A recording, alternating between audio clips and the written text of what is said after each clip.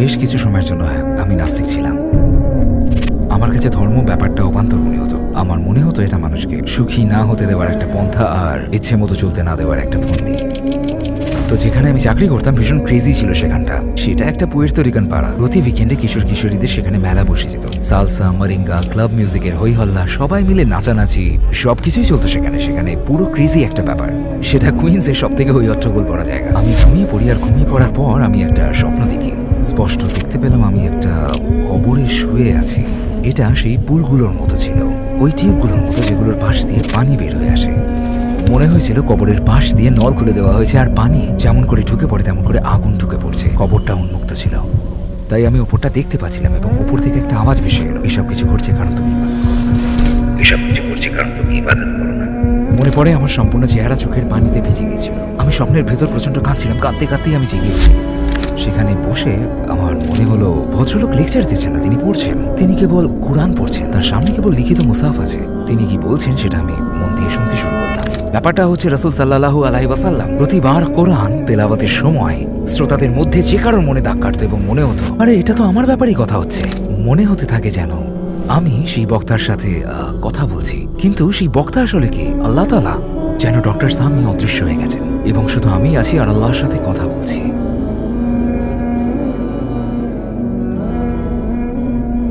আসসালামু আলাইকুম ওস্তাদ নোমান আলী খান। আপনাকে আমাদের মাঝে পেয়ে টুয়ার্ডস ইটারনিটি পরিবার অত্যন্ত আনন্দিত। এখানে এসে আমারও বেশ ভালো লাগছে। ওয়ালাইকুম আসসালাম ওয়া রাহমাতুল্লাহি ওয়া বারাকাতুহু। প্রথমে আমি সেই চিরায়ত প্রশ্নটি করতে চাই, নোমান আলী খান কে?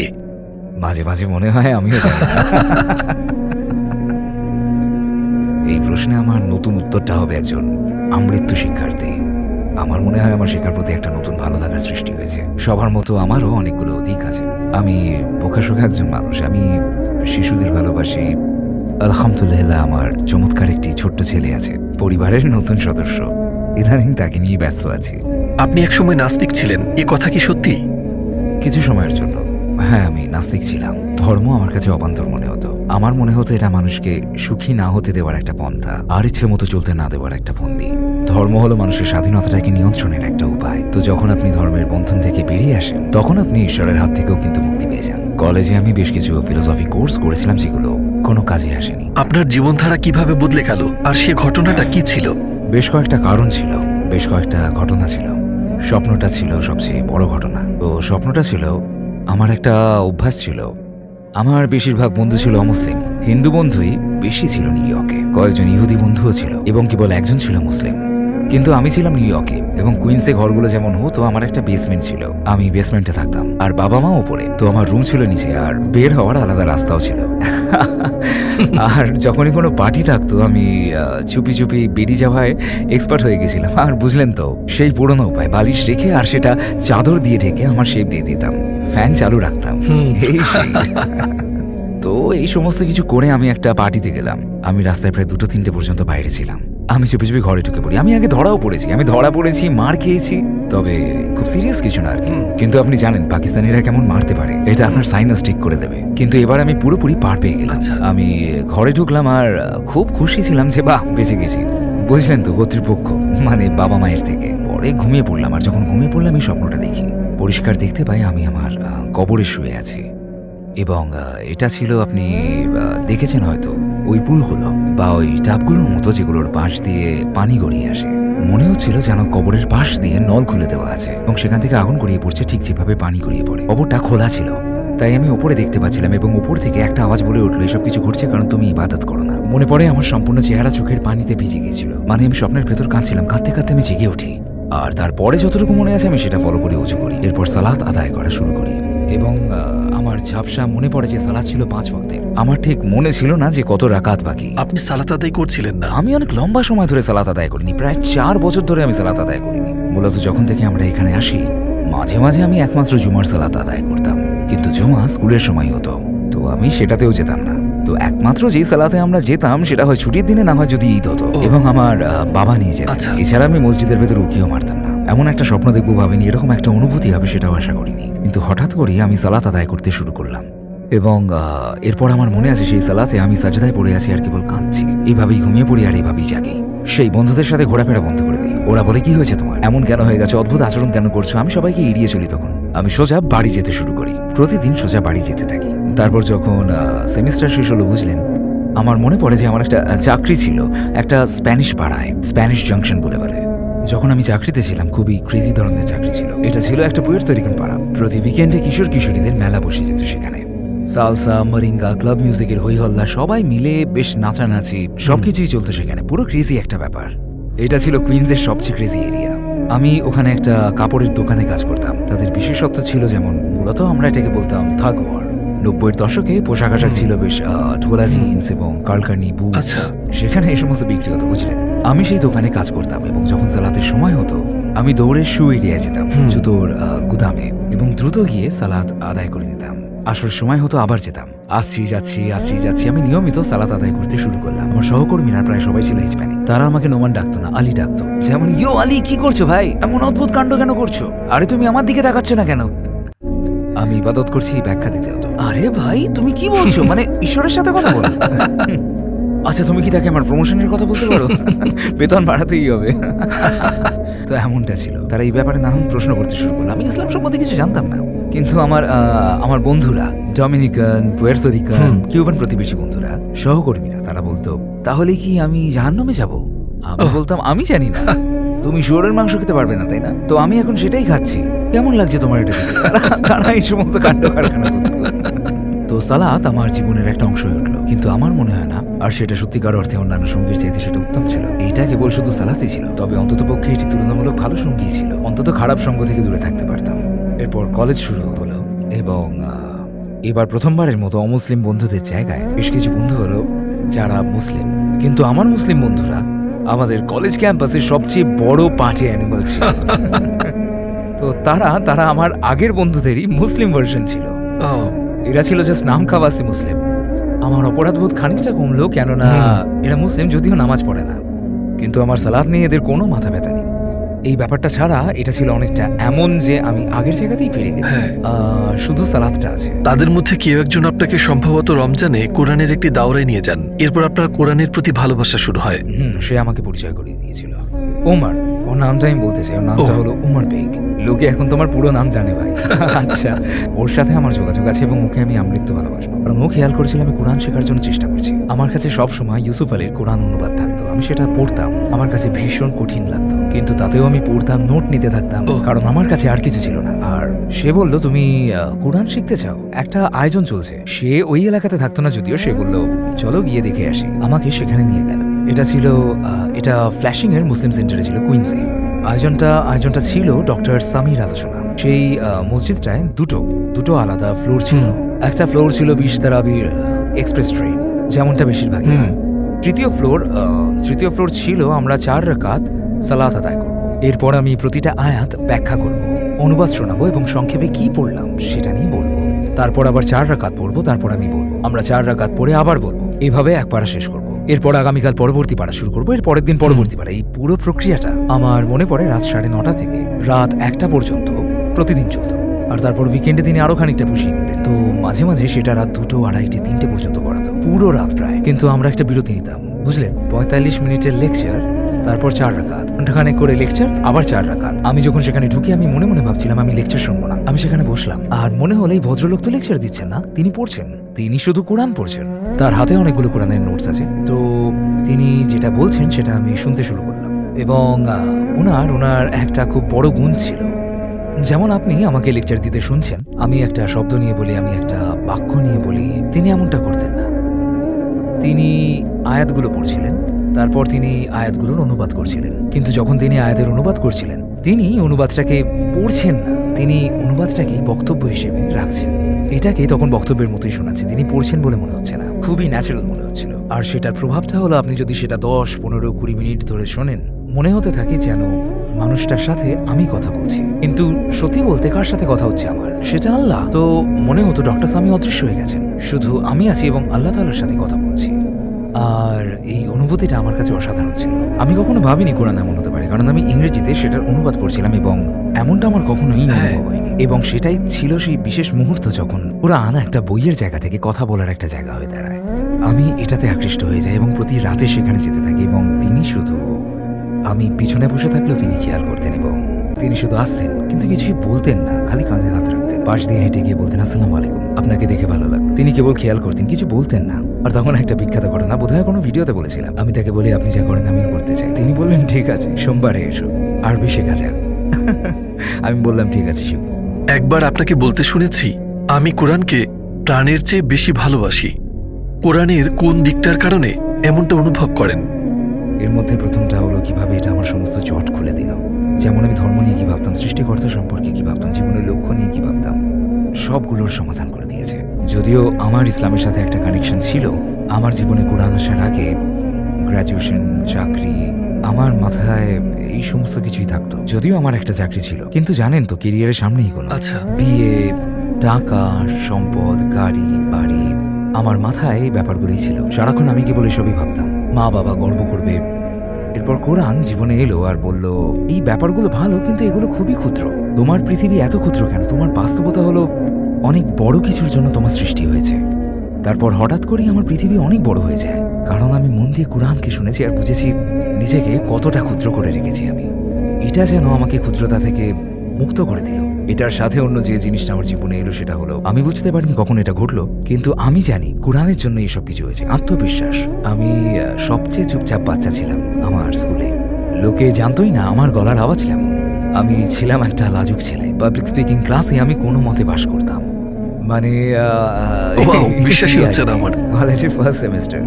মানে আমি চাইনি বক্তব্য দিতে, কিন্তু আমার একটা ইলেকটিভ নিতেই হতো। আমার শিডিউলে কেবল এটাই মিলছিল তখন, আর ভাবছিলাম ইয়া আল্লাহ আমি পাশ করবো কি করে। এমনকি যখন ডক্টর আবু সামি আমাকে একটা খুতবা দিতে বললো পরবর্তী সময় প্রথমবারের মতো, আমি এরকম করে কাঁপছিলাম। ভাবা যায়, কিন্তু কোরআন আমার জন্য যা করেছে তার একটা হলো, এটা আমাকে অন্যের মাপকাঠি থেকে মুক্তি দিয়েছে।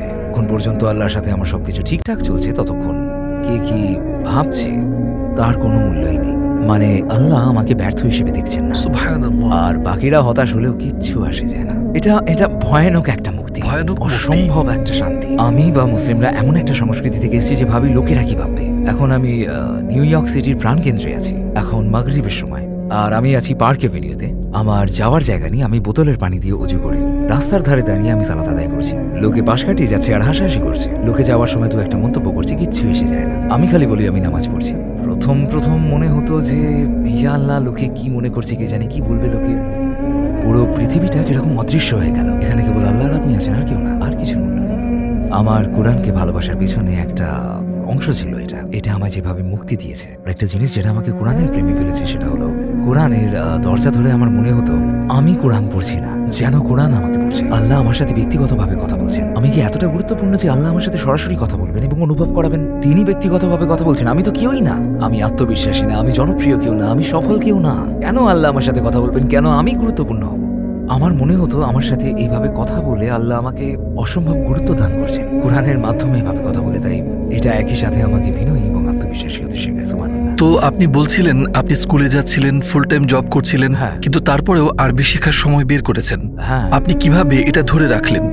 এটা ডক্টর সামির জন্য। এটা ছিল আমি এই মানুষটাকে কোরআনের প্রত্যেকটা কথা অনুভব করতে দেখেছি। তারপর তিনি আমাকে কোরআনের কথাগুলোকে অনুভবও করাতেন, আর আমার মনে হতো তিনি যেমনটা অনুভব করছেন সেটা আমারও করতে হবে।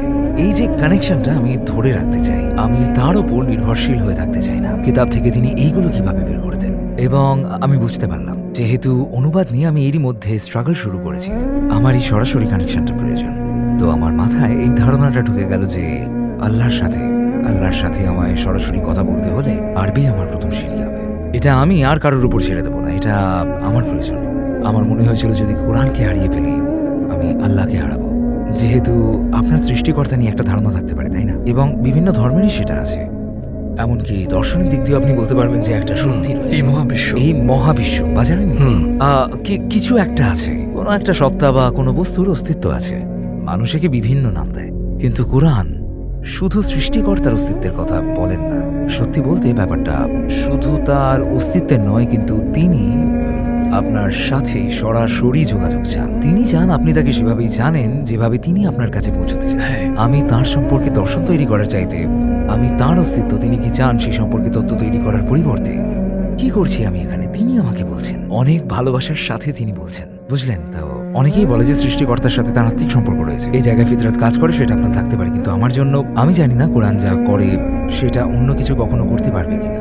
রাইট? যখন আল্লাহ একে বলছেন বুঝলেন। কোরআনে আমার প্রিয় আয়াতগুলোর একটা লাওয়াহতাসিমু বিহাবলিল্লাহ, সূরা আল ইমরানে তোমরা আল্লাহর রজ্জুকে আঁকড়ে ধরো। এখানে কোরআনের কথাই বলা হচ্ছে, কারণ এর এক প্রান্ত রয়েছে আল্লাহর হাতে এবং অন্য প্রান্ত আমাদের হাতে। আবার কোরআনের অন্য জায়গায় লেখা আছে ওয়াতাসিমু বিল্লাহ, সূরা আল হাজে, আল্লাহকে আঁকড়ে ধরো। এবং এই দুটো আয়াত, আল্লাহর রজ্জুকে আঁকড়ে ধরো, আল্লাহকে আঁকড়ে ধরো, মনে হয় যেন দুটো একই জিনিস। আপনি সত্যি আল্লাহকে আঁকড়ে ধরতে চান, তাহলে আল্লাহর রজ্জুকে আঁকড়ে ধরতে হবে। তিনি এদেরকে সমর্থক করে বলেছেন। এমন অনেক মানুষ রয়েছেন যাদের জীবন আপনার উসিলায় সম্পূর্ণ বদলে গেছে, এবং আপনার যাদেরকে মনে আছে এদের মধ্যে কে আপনার হৃদয়কে সবচেয়ে বেশি স্পর্শ করেছে? এটা মুসলিম বা অমুসলিম যে কেউই হতে পারে, যারা আপনার কাছে এসে কিছু বলেছে। একটা ঘটনা ঘটেছিল, আমি কোপেনহেগেনে পড়াচ্ছিলাম এবং এই এক বাবা ও তার মেয়ে অনেক দূর থেকে আমার ক্লাস করতে আসতেন। ওনারা, সেই মেয়ে একজন তরুণী, তিনি কলেজ থেকে গ্র্যাজুয়েশন করেছেন। তারা দুজনেই আমার বক্তব্য শুনলেন। তো তারা এলেন এবং কোর্স করলেন। ভীষণ চমৎকার একজন ভদ্রলোক এবং অনেক অনেক অনেক দোয়া করলেন, অনেক অনেক দোয়া করলেন আমার জন্য। কথা ছিল আমি 6 মাস পর ফিরে আসবো এবং ফলো আপ ক্লাস করাবো। তো আমি ফলো আপ ক্লাস করাতে এসে দেখলাম কন্যা আছে, কিন্তু তার বাবা নেই। তিনি আমার কাছে এলেন এবং তিনি আমার হাতে একটা জায়নামাজ তুলে দিয়ে বললেন, আমার বাবা ইন্তেকাল করেছেন, কিন্তু মৃত্যুর আগে পর্যন্ত তিনি আপনার লেকচার শুনতেন, তিনি আপনার জন্য দোয়া করতেন এবং এই উপহারটি আপনার জন্য কিনেছিলেন, যেটা দেবার সুযোগ ওনার। আর আমি শুধু কি যে এমন কিছু মুহূর্ত আসে, আমি জানি আমি এসবের যোগ্য না। আমি জানি এমন চমৎকার কিছু মানুষ আছেন, এমন অনেক অসাধারণ কিছু মানুষ রয়েছেন। এই তো আমার হোয়াটসঅ্যাপ গ্রুপে, মানে আমার টিমে কিছু মানুষ আছেন যারা আমার কাজগুলো অনুবাদ করেন এবং কেউ সেগুলো তুর্কি ভাষায় অনুবাদ করেছেন। তার মধ্যে একজন আছেন যিনি ভূমিকম্পে তার ঘর বাড়ি হারিয়েছেন এবং তারপরেও তিনি অনুবাদ করে গেছেন যখন তার থাকার জায়গা ছিল না, একজন স্বেচ্ছাসেবী হিসেবে। ভাবা যায়। আমি এই মানুষগুলোকে দেখি এবং আমি দোয়া করি তাদের উদারতার জন্য, কারণ আমি অনুভব করি তাদের এই নেক দিক আমার চাইতে অনেক গুণ বেশি। আল্লাহর সাথে তাদের নৈকট্য, আল্লাহর প্রতি ভালোবাসা, আমার মনে হয় এটা আমি তাদের অনুপ্রেরণা হওয়ার জায়গায় বরং তারা আমার অনুপ্রেরণা। সত্যি বলতে এটাই মনে হয়। এবং দোয়া করি যাতে শুধু আমি তাদের উপকার না, বরং আখিরাতে তারা আমার উপকার করতে পারে, কারণ তারা অনেক, আমি যা করতে পারি তার থেকে অনেক এগিয়ে। সুবহানাল্লাহ। আশা করি আপনি খোলাখুলি এবং সত্যি উত্তর দেবেন। যদি এখন আপনার মৃত্যু হয়, আপনার কি মনে হয় জান্নাত না জাহান্নাম, কোথায় ঠিকানা হতে পারে? জাহান্নাম। জাহান্নামের আগুনে। সত্যি? মুসা আলাইহিস সালামের দোয়া, রব্বিনি লিমা আনজালতা ইলাইয়া মিন খায়রিন ফাকির। আমার মনে হয় অনেক কিছুই সংশোধন করা বাকি, আমার মনে হয় অনেক ভালো করা উচিত, এরকমটাই মনে হয় আমার। এতগুলো মানুষের জীবন বদলে দিয়ে আমি ভেবেছিলাম আপনি আরো আশাবাদী হবেন। তাতে কি এসে যায়? কিছুই না, কিছুই এসে যায় না। সেটা আমার কৃতিত্ব না, এটা আল্লাহ করিয়েছেন, আমি না। এর সাথে আমার কি সম্পর্ক? লাখো মানুষ আমার কথা থেকে উপকৃত হয়েছেন, কিন্তু সেটা তো আমি করি। কিন্তু আপনি সেটার অংশ হবার সুযোগ পেয়েছেন। হ্যাঁ, সেটা আল্লাহর কৃতিত্ব এবং সেই অংশ আমার মনের স্থিতির উপর নির্ভর করে। আমার তো পুরো রিটায়ারমেন্টের প্ল্যান নাই হয়ে যেতে পারে, তাই না? তো বিল্লাহ বিকালবিন সালিম, তা যে পরিমাণ ভালো কাজ আপনি করছেন বা যে পরিমাণ ভালো কাজ আপনি করবেন, এটা কোনো ইন্স্যুরেন্স পলিসি না। আপনার একমাত্র নিরাপত্তা হলো এটাই, তাই না? এবং আমি মনে করি এর উন্নতির প্রয়োজন। আমাদের এখন সংক্ষিপ্ত প্রশ্নোত্তর আছে, শুধু এক কথায় উত্তর দিলেই যথেষ্ট হবে, অথবা এক বাক্য হতে পারে। খুবই খারাপ আমি। আমার মনে হয় বেশ চমৎকার কিছু উত্তর পাবো। কোন কাজটা নোমান আলী খান সবচেয়ে বেশি উপভোগ করেন? পিংপং। হ্যাঁ। ও গুড। নোমান আলী খানের নেওয়া সেরা সিদ্ধান্ত কোনটি ছিল? আমার নেওয়া সেরা সিদ্ধান্ত আমার মনে হয় কোরআন পড়া। ওকে, এবং সবচেয়ে খারাপ সিদ্ধান্ত কোনটি? না, এটা বলতে পারবো। অনেক লম্বা লিস্ট আছে। জান্নাতে যাওয়ার পর নোমান আলী খান প্রথম যে কাজটি করবেন? মুসা আলাইহিস সালামকে খুঁজব। নোমান আলী খানের পাওয়া সবচেয়ে সুন্দর এবং সবচেয়ে বাজে কমেন্ট? আমার পাওয়া সেরা কমেন্ট ছিল, দোয়া করি আল্লাহ আপনার ভুলগুলো মাফ করুন এবং কেউ যদি আপনার মাধ্যমে খানিকটাও উপকৃত হয় সেটার প্রতিদান আপনাকে দিন। এটা আমার পাওয়া সেরা কমেন্ট। আর সবচেয়ে বাজে?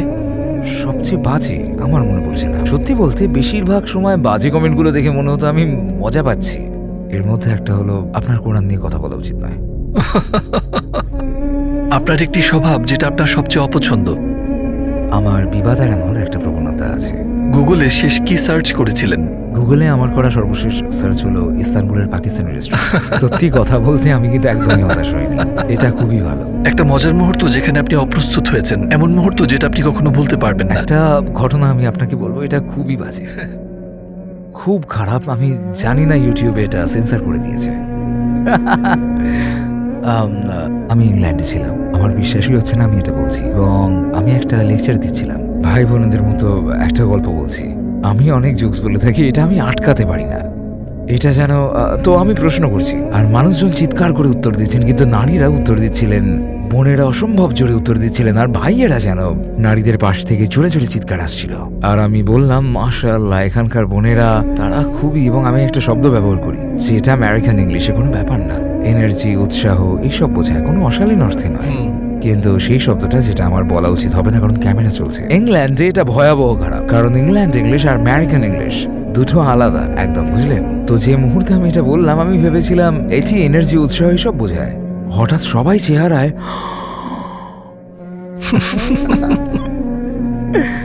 আমি ভাবছি কি হলো। এরপর একজন স্টেজে এলেন, ইংল্যান্ডের ইংরেজিতে এই শব্দটার মানে হলো এইটা, আর আমার অবস্থা ও। পরবর্তী প্রশ্নে যাওয়া যাক। আপনার চিন্তায় অন্য এক অর্থ ছিল, সম্পূর্ণ ভিন্ন। কোন খাবার যাকে আপনি কখনোই না বলতে পারেন না? চিকেন কারি, পাকিস্তানের মজাদার চিকেন কারি, না বলতে পারি না, গার্লিক নানের সাথে। ইন্না লিল্লাহি ওয়া ইন্না ইলাইহি রাজিউন। আর আপনার পছন্দের ডেজার্ট? এটা সুজির ক্ষীর। এটা একটা বিশেষ ধরনের চালের পায়েস যেটা সুজি দিয়ে বানানো হয়।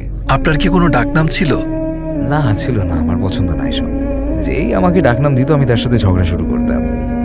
নোমি, আচ্ছা। নোমস, নরমান, নোমান, বা হয়তো ন্যাক? এক আসলে কোনো ডাকনাম না, আচ্ছা। মানে এটা এমনিতেই এক সবগুলো শব্দের সংক্ষিপ্ত রূপ, এটা চলে। আপনি কখনো মৃত্যুর হুমকি পেয়েছেন? আপনি যা করছেন তার কারণে কখনো কেউ ক্ষতি করতে চেয়েছে? না, একেবারে সরাসরি না। একটা আইসিস ভিডিও ছিল একবার, কিন্তু সেটা ছাড়া লোকে মন্দ কথা বলেছে। যেমন একজন বলেছে জাহান্নামে দেখা হবে, আর আমি তাকে বলেছি তুমি কেন সেখানে থাকবে। আমি কি ভাবছিলাম এসব। কিন্তু এসব ছাড়া সত্যি বলতে না, একজন আমাকে একবার আঘাত করতে চেষ্টা করেছে, কিন্তু সেটা খুব স্লো ছিল, মানসিক ভারসাম্যহীনতা। হ্যাঁ, অন্য মানুষ আমাকে আঘাত করে না, তারা অদ্ভুত আচরণ করে আমার সাথে। মানুষ এসে বলে, ওই বুঝলেন তো, আপনি খুতবায় আমার সাথে কথা বলছিলেন, কিন্তু আপনি তো ছিলেন শ্রীলঙ্কায়। আমি তো অস্ট্রেলিয়া খুতবা দিয়েছি, হ্যাঁ, কিন্তু আমি ভিডিওতে দেখেছি আপনি আমার সাথে কথা বলছিলেন, এবং আমি আপনাকে প্রশ্ন করতে এসেছি কেন আপনি আমার সাথে কথা বলছিলেন। আমি আপনার মেসেজ পেয়েছি এবং আমি আসছি, আমি বুঝতে পেরেছি। আমি বললাম আপনি কি বুঝতে পেরেছেন? তো এমনও অনেক মানুষ আছে যাদের অদ্ভুত সব ভারসাম্যহীনতা আছে, যারা ভাবে আমি তাদের সাথে কথা বলছি, তাদের সাথে যোগাযোগ করছি, বা আমার একটা বিশেষ স্পেশাল কোনো বার্তা আছে ভিডিওতে যেটা শুধু তারা বুঝতে পেরেছে। এটা তাদের উদ্দেশ্যেই করা যায়। তো এমন অদ্ভুত লোকেদের আমি আকর্ষণ করি, কিন্তু এটা ছাড়া না, কোনো হুমকি না, আলহামদুলিল্লাহ। এক ব্যক্তি আপনাকে এলিভেটরে দেখলো, আপনাকে চিনতে পেরে প্রশ্ন করলো, আমার জীবনে প্রয়োজনীয় সবকিছুই আছে, কেন আমি ধার্মিক হয়ে নিজেকে কষ্ট দেব? আপনি তাকে 1 মিনিটে কিভাবে উত্তর দেবেন? আপনি ভাবেন আপনার সবকিছু আছে, এটাই আপনাকে ভয়ানক বঞ্চিত করে রেখেছে। আপনার সবকিছুর সংজ্ঞা এই এলিভেটরের ভেতরের একটি জায়গার মতন। তো আপনার সবকিছু আছে এই কথাটাই বরং বেমানান। সত্যি বলতে আপনার কিছুই নেই, আপনি আরো অনেক বড় কিছুর জন্য সৃষ্টি হয়েছেন। আমি জানি এটা বেছে নেওয়াটা প্রায় অসম্ভব, কিন্তু কোন আয়াতটা আপনাকে সবচেয়ে বেশি স্পর্শ করে? আমি কোন সূরাটা পড়ছি সেটার উপর নির্ভর করে। এই মুহূর্তে আমি সূরা আল মুরসালাত পড়ছি, এবং আল্লাহ বলছেন, আলাম নাজাল আরদা কিফাতা আহইয়ান ওয়া আমওয়াতা ওয়াজআলনা ফিহা রাশিয়া শামিখাতিন ওয়া আসকানাকুম মা'আন ফুরাতা। এই আয়াতটা, পৃথিবী কি সৃষ্টি করা হয়নি? কিফাত মানে পরিবর্তনশীল, চলমান, আবার আধার হিসেবে। আল্লাহ বলেছেন পৃথিবীকে কি এমন ভাবে সৃষ্টি করা হয়নি যে এটা সর্বদা পরিবর্তনশীল। রাজনীতি পরিবর্তন হচ্ছে, ক্ষমতার পরিবর্তন হচ্ছে, সমাজের পরিবর্তন হচ্ছে, স্থানান্তর ঘটছে। আহইয়ান ওয়া আমওয়াতা, সমাজের সৃষ্টি হয় এবং সমাজ ধ্বংস হয়ে যায়। এবং জাআলনা ফিহা রাওয়াসিয়া, এবং আল্লাহ বলছেন পাহাড়ের সৃষ্টি করা হয়েছে, তাই না? শামিখাতিন, উঁচু পাহাড়। এর সাথে সমাজের পরিবর্তনের কি সম্পর্ক? আপনি জানেন ভূ রাজনীতির সাথে পাহাড়ের ওতপ্রোত সম্পর্ক। পাহাড় একটি রাষ্ট্রকে অন্য রাষ্ট্রের আক্রমণ থেকে বাঁচায়। হ্যাঁ। পর্বত শ্রেণী আমাদের প্রাকৃতিকভাবেই সুরক্ষা দেয়। পর্বত শ্রেণী কিছু সাম্রাজ্যকে আরো বিস্তৃত হওয়া থেকে থামিয়েছে। হ্যাঁ। বর্তমান পৃথিবীর ভূপ্রকৃতির পিছনে পর্বতের অবদান আছে। ওয়াজআলনা ফিহা রাওয়াসিয়া শামিখাতিন। উদাহরণস্বরূপ রাশিয়ান সভ্যতার কথাই বলি, পেছনে অ্যান্টার্কটিক থাকায় প্রাকৃতিক সুরক্ষা পেয়েছে, ঠিক আছে? পর্বত এবং সমুদ্র, এরা পৃথিবীতে প্রাকৃতিক সীমারেখা সৃষ্টি করেছে, তাই তো? সুবহানাল্লাহ। তাই তো এখন দেখুন, আল্লাহ বলছেন ওয়াসকাইনাকুম মা'আন ফুরাতা, তোমাদের পানি দান করা হয়েছে। যে পানির কথা বলা হচ্ছে সেটা ফোরাত। এখন আরবিতে ফোরাতের মানে মিষ্টিও হতে পারে, তাজাও হতে পারে, কিন্তু আসলে ফোরাত এমন একটা শব্দ যেটা আক্কাদিয়ান থেকে আরবিতে এসেছে। এবং এটা হলো ইউফ্রেটিস নদীর আরবি। একমত। আবার টাইগ্রিস এবং ইউফ্রেটিসকে আরবিতে বলা হতো দুই ফেরাত, ফোরাতান। টাইগ্রিস এবং ইউফ্রেটিসকে অবলম্বন করে মানব সভ্যতার সূচনা হয়। আল্লাহ এই সূরাতে বলছেন, আলাম নলিকিল আওয়ালিন, পূর্ববর্তী সভ্যতা ধ্বংস করে নতুন সভ্যতার সূচনা কি করা হয়নি? এরপর তিনি কথা বলছেন কিভাবে সভ্যতার পরিবর্তন হয় এবং এতে পর্বতের ভূমিকা কি। এরপর তিনি পানির কথা বলছেন, যেটা ফোরাত, রাইট? মানে কয়েকটা আয়াতের মধ্যেই আল্লাহ সমস্ত সমস্ত সভ্যতার গল্প বলে দিয়েছেন, আর এত সহজে। এবং আমি ভাবি, ইয়া আল্লাহ, কিভাবে আপনি কিভাবে সমস্ত কিছু ঘটান, সুবহান আল্লাহ। এরপর তিনি বলেছেন ভায়োলিনিয়া মাইজিলিল মুকাজ্জিম। হ্যাঁ। আপনার মতে কোরআনের সবচেয়ে বড় মুজিজা কি? এমন এক মুজিজা যেটাকে অস্বীকার করতে পারবে না? আমার মনে হয় কোরআনের প্রত্যেকটা মুজেজা নিয়ে যে কেউ প্রশ্ন করতে পারে। কোরআনকে এভাবেই তৈরি করা হয়েছে। এই মুজেজাগুলো আল্লাহর মুসার লাঠি, কেউ এটাকে জাদু বলতে পারে। কোরআনের মেজেজা অসংখ্য, অগণিত, কোনো একটি নির্দিষ্ট বড় মেজেজা নেই। লোকে ভাবে যেহেতু আমি কোরআনের ভাষা নিয়ে কথা বলি, আমার কাছে কোরআনের ভাষা, কোরআনের মুজেজা না। ভাষা অনেকগুলোর মধ্যে একটা, এবং একজন মনস্তত্ত্ববিদ হয়তো বা কোনো আয়াতে নাফস নিয়ে কিছু দেখতে পাবেন, সেটা তাদের মাঝে যা। একজন ভূগোলবিদ অন্য কিছু দেখবে, একজন ঐতিহাসিক অন্য কিছু দেখবে, একজন সমাজবিদ অন্য কিছু দেখবে, একজন দার্শনিক অন্য কিছু দেখবে, সেটা তাদের কাছে মুজেজা। একজন ভাষাবিদ অন্য কিছু দেখবে, একজন ধর্ম বিশেষজ্ঞ অন্য কিছু দেখবে। প্রকৃতপক্ষে কোরআনের মুজেজা নির্ভর করে কে তাকে পড়ছে তার উপর। এটা কোরআনের মুজেজাগুলো নিয়ে চমৎকার ব্যাপারগুলোর একটি। এটা কেবল একটি লাঠির সাপ হয়ে যাওয়ার ব্যাপার না, বুঝলেন? প্রত্যেকটা মানুষের মধ্যে ক্ষমতা রয়েছে কোরআনের থেকে তাদের মুজেজা খুঁজে বের করার। এবং এই ব্যাপারে আমি ডক্টর ফাদল সামি রায়ের দৃষ্টিকোণ সমর্থন করি। তিনি বলেছেন, আমি সমুদ্রে ঝাঁপ দিই, একটা মুক্তো খুঁজে পাই, খুব বড় একটা মুক্তো, একদমই ছোট না, বড় একটা। আমি বের হয়ে এসে বলি, এটা সমুদ্রের সবচেয়ে শ্রেষ্ঠ সম্পদ। হ্যাঁ, এটা সমুদ্রের শ্রেষ্ঠ সম্পদ কেবল আপনার জন্য। অন্য কেউ নেমে আরেকটা মুক্তো খুঁজে পাবে আর বলবে এটা সবচেয়ে শ্রেষ্ঠ। না না না না, সেটা আপনার জন্য। এখন যেটা আমার হাতে আছে আমার জন্য মুজেজা, আমার জন্য সম্পদ, কিন্তু অন্য কেউ এসে বলতেই পারে আমি মুক্তো পছন্দই করি না। সেটা কি সম্ভব নয়? তো আপনার থাকতে পারে, কেউ বলতে পারে কোরআনের একটা বৈজ্ঞানিক মুজেজা আছে, অন্য কেউ বলবে না, এটা স্পেশাল না। কেউ হয়তো ভাষার কথা বলবে এবং বলবে না, এটা স্পেশাল না। তারা অস্বীকার করার কারণ খুঁজে বের করবে। আমি বলছি না তাদের অস্বীকার করাটা বৈধ, কিন্তু যখন কেউ অস্বীকার করতে চায়, তারা যে কোনো কিছুই অস্বীকার করতে পারে। এবং যখন কেউ প্রকৃত উত্তর খুঁজে পেতে চায়, তারা একটা না, তারা কোরআনে অসংখ্য মুজেজা খুঁজে পায়। আল্লাহ এই কিতাব এইভাবে সৃষ্টি করেছেন। যদি আপনার নিজের 17 বছরের সত্তার সাথে কথা বলার সুযোগ হতো, তাকে কি বলতেন? শেখাটাকে আরো সিরিয়াসলি নাও, এটা প্রথম পয়েন্ট হতে পারে। দ্বিতীয়ত, সীমারেখা টানতে শেখো। অনুমান করে নিও না, তাদের সুযোগ দিও, কিন্তু কারোর কাছ থেকে ক্ষতির সম্ভাবনার ব্যাপারে উদাসীন থেকো না। পৃথিবীতে আরো সতর্কতার সাথে চলবে। পৃথিবী অসংখ্য ভালো মানুষ এবং অসংখ্য খারাপ মানুষে পূর্ণ, এবং অসংখ্য মানুষ যাদের উদ্দেশ্য সৎ, যারা তাদের সৎ উদ্দেশ্য সত্ত্বেও অনেকখানি ক্ষতি করে বসে। তো মানুষের ব্যাপারে অতি সরল হয়েও না। যখন আপনি রাসূল সাল্লাল্লাহু আলাইহি ওয়াসাল্লামের ব্যক্তিত্ব দেখেন, তার কোন ব্যাপারটা আপনাকে সবচেয়ে মুগ্ধ করে? ভিন্ন ভিন্ন সব ব্যক্তিত্বের মানুষকে অনুপ্রাণিত করার তার যে ক্ষমতা। যেমন সাহাবরা, আমরা তাদের একটি দল হিসেবে ভাবি, সেটা কিন্তু সত্যি নয়। তারা ভীষণ মেজাজি মানুষ ছিলেন, তারা সহজাত নেতা ছিলেন। সেখানে এমন মানুষ ছিলেন, জানেন তো, দ্বিধাগ্রস্ত, চুপচাপ এবং ইন্ট্রোভার্ট আর এক্সট্রোভার্ট। আবার যারা বুদ্ধিজীবী টাইপ বা আবেগী টাইপ, সমস্ত ধরনের ব্যক্তিত্ব। এবং তিনি শুধু তাদের সবাইকে অনুপ্রাণিত করতেই সক্ষম নন, তিনি তাদের সবাইকে কাঁধে কাঁধ মিলিয়ে কাজ করাতেও, একে অপরকে ভালোবাসাতেও সক্ষম। এটা রাসূল সাল্লাল্লাহু আলাইহি ওয়াসাল্লামের সবচেয়ে অসাধারণ দিক, যে তিনি মানুষের মধ্যে এমন বন্ধনের সৃষ্টি করেছিলেন যেটা কিনা পুরো পৃথিবীকে বদলে দিয়েছিল। যদি রাসূল সাল্লাল্লাহু আলাইহি ওয়াসাল্লাম এই মুহূর্তে এই কক্ষে প্রবেশ করতেন সামনের দরজা দিয়ে, তাকে আপনি কি বলতে চাইতেন? আমি হয়তো মরেই যেতাম, হয়তো বলতাম আমি দুঃখিত, হয়তো আমি কথা হারিয়ে ফেলতাম। আমার মনে হয় না আমি কিছু বলতে পারতাম, সত্যি বলছি আপনাকে। কারণ আমি মনে করি রাসূল সাল্লাল্লাহু আলাইহি ওয়াসাল্লাম কোরআনের ভার উঠিয়েছেন। সেই ভার তিনি সমর্পণ করেছেন আমাদের। আমরা যা কিছু করার চেষ্টা করি না কেন, আমি জানি এটা যথেষ্ট নয়। যে মানুষটা আপনাকে দায়িত্ব দিয়ে গেছেন, তার সাথে আপনি কিভাবে দেখা করবেন? আলাইহিস সালাতু ওয়াস সালাম। তো যদি আপনি সুযোগ পান, রাসূল সাল্লাল্লাহু আলাইহি ওয়াসাল্লামের জীবনের কোন দিনটি চাক্ষুষ দেখতে চাইবেন? হুদায়বিয়ার সন্ধি। রাসূল সাল্লাল্লাহু আলাইহি ওয়াসাল্লামকে প্রশ্ন করা হচ্ছিল, উন্মাদ বলা হচ্ছিল, এবং সমস্ত মক্কা কুফা তাকে ভুল বলছিল 13 বছর ধরে। হুদায়বিয়ায় যারা তাকে বিশ্বাস করতেন, তারাই সেদিন প্রশ্ন করছিলেন, বুঝলেন? শত্রুর দিক থেকে প্রশ্ন ওঠা এক ব্যাপার, আপনার অনুসারীরা যখন প্রশ্ন তোলে সেটা সম্পূর্ণ আলাদা ব্যাপার। এবং তার পক্ষে অনর এবং সুনিশ্চিত থাকা পাথরের মতন শক্ত, একদম ঠিক সেই মুহূর্তে। এবং যখন কেউ বিশ্বাস করছে না যে তিনি ঠিক কাজ করছেন, তখন এগিয়ে যাওয়া। যে মানুষগুলো তাদের জীবনের ঝুঁকি নিয়েছেন, কেউ না, সবচেয়ে অনুগত যে মানুষগুলো পাশে দাঁড়িয়ে লড়াই করেছে, যে মানুষগুলো তার জন্য রক্ত ঝরিয়েছে, তারা পর্যন্ত তাকে বিশ্বাস করছেন না। এবং তিনি সূরা এবং অন্যান্য জিনিস নিয়েছেন, তিনি উহুদে সূরা নিয়েছেন, তিনি সূরা নিয়েছেন আযাবে, কিন্তু এখন তিনি সূরা নিচ্ছেন না। তারা বলছে এমনটা করবেন না, তবুও তিনি এটা করছেন। তিনি কারুর কথা শুনছেন না, তিনি এটাই করছেন। আমি সেখানে বসে কেবল তার মুখের দিকে তাকিয়ে থাকতে চাই। এটাই হলো ঈমান, এটাই প্রত্যয়। যখন আপনি জানেন কাজটি সঠিক, কোনো ধরনের চাপ, আমি কল্পনাও করতে পারি না কি পরিমাণ চাপ। আল্লাহ সেই সময় সূরা আল ফাতহ নাজিল করতে পারতেন ওই মুহূর্তে। আল্লাহ অপেক্ষা করেছেন, আল্লাহ তাকে সেই অভিজ্ঞতার মুখোমুখি করেছেন এবং সাহাবাদের সেই সমস্ত আবেগ অনুভব করতে দিয়েছেন। সত্যি বলতে সূরা আল ফাতহ সন্ধির আগেই নাজিল হতে পারত, অনেক সহজ হয়ে যেত, তাই না? আল্লাহর পরিকল্পনা ছিল তাকে করতে দেওয়া। এবং আমি মনে করি সাহাবারা আলাদা একটা পর্যায়ে রাসূল সাল্লাল্লাহু আলাইহি ওয়াসাল্লামের জন্য তাদের শ্রদ্ধা, তার নেতৃত্বের প্রতি তাদের মুগ্ধতা এবং আল্লাহর সাথে তার যে কানেকশন, সূরা নাজিলের পর সেটা অন্য একটা পর্যায়ে চলে গেছিল। এটাই হওয়ার ছিল। তিনি জানতেনও না এমনটা হবে, তিনি শুধু জানতেন আল্লাহ তাকে কিছু একটা করতে বলেছেন এবং সেটা তিনি করবেন। সুবহানাল্লাহ সাল্লাল্লাহু আলাইহি ওয়াসাল্লাম।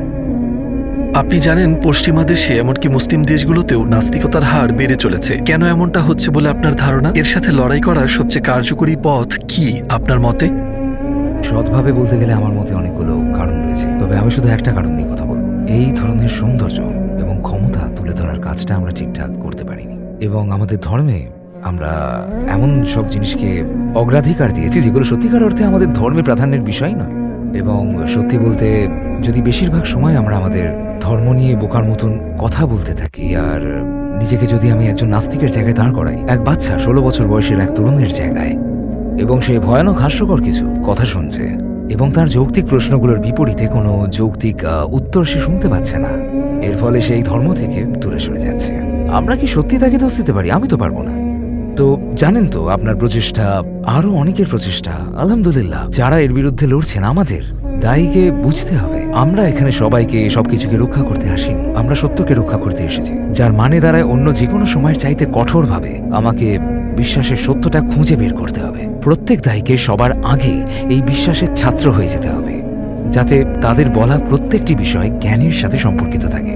যদি তারা না জেনে থাকেন, তারা যেন সহজভাবেই বলেন আমি জানি না।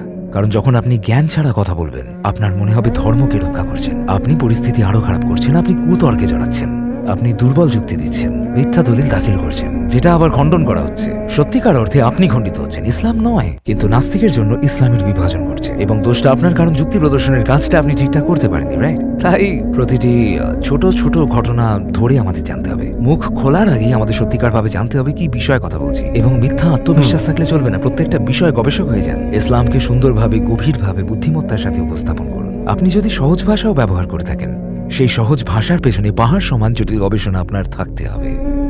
নাস্তিকতার উত্থান আমার কাছে নিজেদের কাজটা ঠিকঠাক করতে না পারার সবচেয়ে বড় প্রমাণ। এটাই, নাস্তিকতা আকর্ষণীয় কিছু না। যদি আপনি জানতেন আপনার যে কোনো একটি দোয়া কবুল হবে, তবে সেটা কি হতো? আর রব্বানা তাকাব্বাল মিন্না ইন্নাকা আনতাস সামিউল আলিম। কারণ কেননা এই দোয়াটার একটা, এটা যা বলে তার চেয়ে বেশি কিছু বোঝায়। তো আল্লাহ যদি আমার নেক কাজগুলো কবুল করে নেন, এটা কখনোই ঘটবে না যদি না তিনি আমার গুনাহগুলো মাফ করেন। কারণ আমার নেক কাজগুলো কবুল করার পরের ধাপই হচ্ছে নেক কাজের পুরস্কার দেওয়া। কিন্তু আমার যদি শাস্তি পাওনা থাকে, আমি পুরস্কার পেতে পারি না। এবং আমি জানি আমার চেষ্টা, আমার কাজ, আমার নেক কাজ, আমার সালাত, আমার ইবাদত, সব কিছুতে ভুল থাকবেই। এগুলোতে অবশ্যই ভুল থাকবে, এবং ইবাদতের বাইরেও আমার আরো অনেক গুনাহ থাকবে। কিন্তু তিনি যদি আমার কাছ থেকে কবুল করে নেন, আমার কাছে সেই স্বীকৃতি থাকে, আর সেটাই তো আসার জায়গা, তাই না? যে আমাদের রবের কাছে আমরা গ্রহণযোগ্য হব। যদি আপনাকে সুপার বোল কমার্শিয়ালে 1 মিনিট দেওয়া হয় মানুষকে কোরআন সম্পর্কে বলার জন্য, তাদের আপনি কি বলবেন? এই ব্যাপারে একটু ভাবতে হবে। ওই 1 মিনিট মুখ খোলার আগে আমাকে সম্ভবত দিনের পর দিন ভাবতে হবে। কিন্তু সংক্ষেপে, যেহেতু এটা সুপার বোল এবং হয়তোবা আমেরিকা একে দেখছে, হ্যাঁ, আমি আদম সম্পর্কে এবং যিশুর ত্রাণকর্তা হওয়া নিয়ে কথা বলবো। কারণ এই দুটো অংশ খ্রিস্ট ধর্মতত্ত্বের কেন্দ্রীয় বিষয়। আমি বলবো, আপনি কি কোরআন জানেন? যিশু, আদম এবং শয়তান নিয়ে কথা বলে, এবং বাইবেল নিয়ে এমন সব তথ্য দেব যেগুলো আপনি জানেন না। এর চেয়ে একটু বেশি বলতাম কারণ 1 মিনিট হাতে আছে, কিন্তু আমি এই গল্পগুলোকে নিয়ে অনেক বেশি ভাবতাম, তারপর এর থেকে একটি অংশ নিতাম যেটা ছুঁড়ে দিতাম আমেরিকান খ্রিস্টান দর্শকদের দিকে। আমার মাথায় তাৎক্ষণিক যেটা আসছে সেটা হলো, আদম অভিশপ্ত ছিলেন না, তিনি পৃথিবীতে শাস্তি পেতে আসেননি, তিনি ভেঙে পড়েননি, তাই আপনিও ভঙ্গুর নন। কিভাবে সেটা আপনাকে আমি দেখাতে পারি। এই ব্যাপারে আমার একটা প্রশ্ন আছে, কিন্তু একটা সংক্ষিপ্ত উত্তর চাইবো। আপনার কি মনে হয় 2.3 বিলিয়ন খ্রিস্টান সবচেয়ে বড় কোন মানসিক বাধার কারণে ইসলাম কবুল করতে পারছেন না? মুক্তি। এটা ট্রিনিটি নয়, এটা মুক্তি বা পরিত্রাণ। পরিত্রাণের ধারণাই প্রকৃতপক্ষে খ্রিস্ট ধর্মের ধারণা, এবং এর মানে সম্পর্কে তাদের একটা ধারণা আছে, কারণ ধারণাটা এভাবেই তুলে ধরা হয়েছে। প্রায় আমরা ভাবি কোরআন খ্রিস্ট ধর্মের বিরুদ্ধে যায়, এটা একটা অতি সরলীকরণ। কোরআন খ্রিস্ট ধর্মে ভুল ব্যাখ্যা দেওয়া ধারণাগুলোকে নিয়ে কথা বলে। এটা বোঝানোর জন্য আমার 2 মিনিট লাগবে। কোরআনে মুশরিকদের কথা আছে এবং আহলে কিতাবের কথা আছে, কিন্তু আমরা জানি কিতাবরা আবার মুশরিক, ঠিক আছে? তাদের সরাসরি মুশরিক কেন বলা হয় না? কেন? কারণ মুশরিকরা বলে 5 জন ঈশ্বর রয়েছে বা ঈশ্বরের একজন কন্যা রয়েছে, এরকম অনেক কিছু। এটা শিরক, কারণ তারা একাধিক ঈশ্বরে বিশ্বাস করে। যদি খ্রিস্টানদের জিজ্ঞেস করেন কতজন ঈশ্বরে বিশ্বাস করেন, তারা কি উত্তর দেবে? 1, কিন্তু 3? না, তারা 3 বলবে না, তারা বলবে তারা একজনই বলবে আমি ঈশ্বরে বিশ্বাস করি। তারা কখনো বলবে না আমি ঈশ্বরদের বিশ্বাস করি, বলবে ঈশ্বরে বিশ্বাস করি। কিন্তু তারা ভুল ব্যাখ্যা দিয়ে ঈশ্বরকে 3 জন বানায়। বুঝুন ব্যাপারটা। মুশরিকরা বলে একজনের অধিক ঈশ্বর আছে, অপরদিকে খ্রিস্টানরা বলে ঈশ্বর একজন, কিন্তু আমি একে এভাবে ব্যাখ্যা দিই। তাই মুশরিকদের এবং খ্রিস্টানদের শিরকের মধ্যে পার্থক্য হচ্ছে তারা নিজস্ব ব্যাখ্যা দিয়ে শিরকে জন্ম দিয়েছে। বেশ বড় পার্থক্য আছে। এটা হলো সরাসরি শিরক, আর এটা হলো ব্যাখ্যার মাধ্যমে শিরক। কোরআন কি করে? কোরআন ওই জায়গাগুলোকে দেখিয়ে দেয় যেখানে তারা একটা বিষয় নিয়েছে এবং তার ভুল ব্যাখ্যা দিয়েছে, এরপর এটা একই জায়গা থেকে শুরু করে এবং তার সঠিক ব্যাখ্যা দেয়। একটা উদাহরণ দিচ্ছি। তারা বিশ্বাস করে শুরুতেই ঈশ্বর ছিলেন, তারপর এসেছে শব্দ লোগোস, ঠিক? আর যিশু হচ্ছেন ঈশ্বরের শব্দ। আর যেহেতু ঈশ্বরের শব্দ শাশ্বত, তাই ঈশ্বরের শব্দ যেহেতু যিশুও তেমনি শাশ্বত। এটা হচ্ছে ঠিক লেগোস লজিক। লেগোসের আরবি শব্দ কি? কালিমা, তাই না? কোরআন কি ঈসা আলাইহিস সালামকে কালিমা বলেছে? হ্যাঁ, এটা তাদের সম্পূর্ণ ধর্মতত্ত্বের শুরুর জায়গা, এবং কোরআন ব্যবহার করেছে খুবই বিপজ্জনক। কিন্তু তখন তিনি বলেন আল্লাহর কালিমা হলো কুন ফায়াকুন। শব্দটাকে শাশ্বত এবং আরও কিছু বানানোর পরিবর্তে সেই শব্দের অর্থ হলো যখন সৃষ্টিকর্তা কিছু বলেন সেই শব্দ অস্তিত্বের সূচনা করে। তো সেই শব্দ মাঝে যা হয়ে দাঁড়ায় শাশ্বত সত্তা হওয়ার পরিবর্তে বা ঈশ্বরের অংশ অথবা এমন কিছুর পরিবর্তে আল্লাহ একই লেগোস নিয়ে ব্যাখ্যার দিককে পাল্টে দিয়েছেন, এবং আল্লাহ এটা বারবার করেছেন। তিনি এটা কুমারী মেরির ঘটনায় করেছেন, তিনি এটা যিশুর ঘটনায় করেছেন, তিনি এটা আদমের ঘটনায় করেছেন। খ্রিস্ট ধর্মকে সম্পূর্ণ বাতিল না করে এর এই সমস্ত বিকৃতির পয়েন্টগুলোকে নিয়ে সেগুলোকে সুন্দরভাবে পরিবর্তন করে দেওয়া হয়েছে। এটা এত চমৎকার একটা কাজ করে যদি আপনি খ্রিস্টান ধর্মতত্ত্ব নিয়ে পড়েন এবং কোরআন বিষয়গুলোকে নিয়ে কি করছে সেটা পড়েন, হতবাক হয়ে যাবেন। আমি আদম আলাইহিস সালামের গল্প নিয়ে পড়াশোনা করেছি। ওল্ড টেস্টামেন্টে আদম আলাইহিস সালামের বিষয় খ্রিস্টানদের ওল্ড টেস্টামেন্টের ব্যাখ্যা মতে আদম আলাইহিস সালামের বিষয়, ইহুদিদের ওল্ড টেস্টামেন্টের ব্যাখ্যা মতে আদম আলাইহিস সালামের বিষয়, এবং কোরআনে আদম আলাইহিস সালামের বিষয়। এবং কোরআনে এটা একটা গল্প, এটা বাইবেলে এবং খ্রিস্টান ব্যাখ্যা এবং তার ইহুদি ব্যাখ্যা নিয়ে মন্তব্য করছে, এবং একই সাথে সমস্ত ব্যাখ্যাকে শুদ্ধ করছে। সবগুলোকে কয়েক হাজার বছরের পড়াশোনাকে উল্লেখ করা হচ্ছে পয়েন্ট বাই পয়েন্ট সূরা আল বাকারার মাত্র কয়েকটি আয়াতে। এটা চমৎকার একটা ব্যাপার। আমি যদি আপনাকে উদাহরণ দিতে শুরু করি তাহলে অনেক বেশি সময় লেগে যাবে, কিন্তু খ্রিস্টান বিশ্ব কোরআনকে অনুভব করেনি। আর আমাদের দাবি হওয়া উচিত, সত্যি বলতে গাইজ, তোমরা বাইবেলকে অনুভব করনি, কারণ তোমরা কোরআনকে অনুভব করনি। চলো নতুন করে বাইবেলকে অনুভব করতে তোমাদের সাহায্য করা যাক। এটা খ্রিস্টানদের প্রতি আমার দাবি। চলো বাইবেল নিয়ে কথা বলা যাক। সবশেষে আপনি টুয়ার্ডস ইটার্নিটি নিয়ে কি বলবেন এবং আপনার অভিজ্ঞতা কেমন ছিল? আমি মনে করি আপনারা অসাধারণ কাজ করছেন। আমি এটা মন থেকে বলছি। আমি মনে করি যে পরিমাণ আন্তরিকতা এবং শ্রমের সাথে মহানুভবতা নিয়ে কাজ করছেন, আপনাদের কাজেই সেটা বোঝা যায়। আমি দোয়া করি আল্লাহকে এ পর্যন্ত যতটুকু আপনারা অর্জন করেছেন, আপনাদের আগামীর অর্জনের সমুদ্রে সেটা যেন একটা ফোঁটা সমান হয় ইনশাল্লাহ। এবং আমি দোয়া করি আল্লাহ সারা পৃথিবীর মানুষকে আত্মবিশ্বাস এবং ঈমান দান করুন, এবং সেই সব মানুষ যাদের প্রয়োজন তিনি আপনাদের বিশ্বাসে পৌঁছানোর এবং সত্যি পৌঁছানোর উছিলা করে তুলুন, এবং আল্লাহ আপনাদের সৎকর্মে একে যুক্ত করে দেন। এবং যে চমৎকার তরুণদের আমি এখানে দেখতে পাচ্ছি যারা তাদের অনেকখানি সময় এবং প্রাণশক্তি এই কাজে ব্যয় করছেন, আমি দোয়া করি আল্লাহ তাদের জীবনে এবং তাদের পরিবারে বরকত দান করুন। আল্লাহ তাদের সুখী দাম্পত্য জীবন দান করুন, তাদের নেক সন্তান দান করুন। এবং কি চমৎকার একটা কনসেপ্ট, এবং যে ক্যাম্পাস আপনারা এখানে গড়ে তুলেছেন এবং যে ফেসিলিটিস, এটা বিশ্বমানের, এটা সত্যি স্পেশাল কিছু। আমি মনে করি এটা অনুকরণ করা উচিত। দোয়া করি আপনারা পৃথিবীর মানুষের জন্য অনুপ্রেরণা হয়ে উঠুন, ঠিক যেমন আপনারা নিজেদের ভিডিওগুলো অনুবাদ করছেন। আমি দোয়া করি এই প্রজেক্টটি অনুদিত হোক এবং আফগানিস্তানে এর একটা ভার্সন তৈরি হোক, বাংলাদেশে এর একটা ভার্সন হোক, এবং ইন্দোনেশিয়া এর একটা ভার্সন, ইনশাআল্লাহ। এবং সব জায়গায় আপনারা ছড়িয়ে পড়ুন। জাযাকাল্লাহ খাইর।